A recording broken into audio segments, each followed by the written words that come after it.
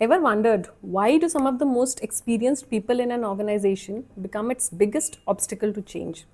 Not because they're lazy or they don't care, but because somewhere along the way the job stopped being what they did and became who they were. Most of us spend more working hours at work than anywhere else in our lives, and yet nobody teaches us the psychology of it. Stay with me, and I assure you, you will find yourself or someone you know somewhere in these stories. Hi, I'm Shuchi Pandey. I've spent over 2 decades in corporate entrepreneurship before I understood the psychology underneath all of this. I'm bringing you the Workplace Mind series, where we take the most powerful concepts from organizational and behavioral psychology and make them actually useful for the work you do every day. Let's get into it. Picture this. Rajesh had been at the company for 20 years. He had built the sales function from ground up, hired the first team, set the culture, written the playbook that everyone still uses. When the new leadership came in with a different approach, new metrics, new tools, new philosophy, Rajesh pushed back hard. In meetings, he used to reference how things used to work. In corridors, he'd quietly undermine the new direction. In his own mind, he was protecting something important. The new leadership saw resistance. His team saw confusion.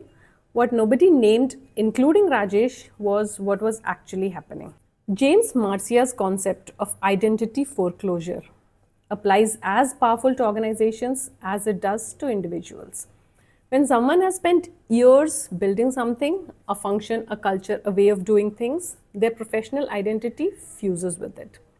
They are no longer a person who does the work, they are the work. So, when the work changes, the threat is not just professional, it's existential. And existential threats don't produce measured response. They produce resistance, rigidity, and self protection. That's dressed up as principle. It's not intentional sabotage, it's just the psyche defending the self. Problem is, organizations rarely diagnose it this way. They see a difficult person, they don't see a person in identity crisis. For organizations navigating this, the answer is not to push harder, it is to separate the person from the position.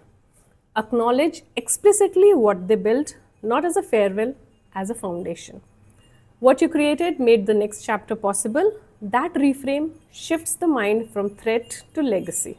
And for the leaders facing this, the question worth asking regularly and not just during change is, am I attached to the outcome or is the outcome being mine? Because organizations that keep reinventing are full of people who have learned to hold their contributions lightly.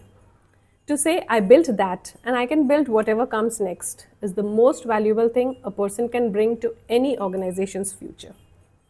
Have you seen this in your workplace? Someone so identified with the old way that change felt personal? Or been that person yourself? Drop it below. The workplace doesn't come with a manual for the human stuff, but psychology does. If this gave you a new way of seeing something, share it with someone. Subscribe if you want more of it and let me know in the comments. I'll see you in the next one.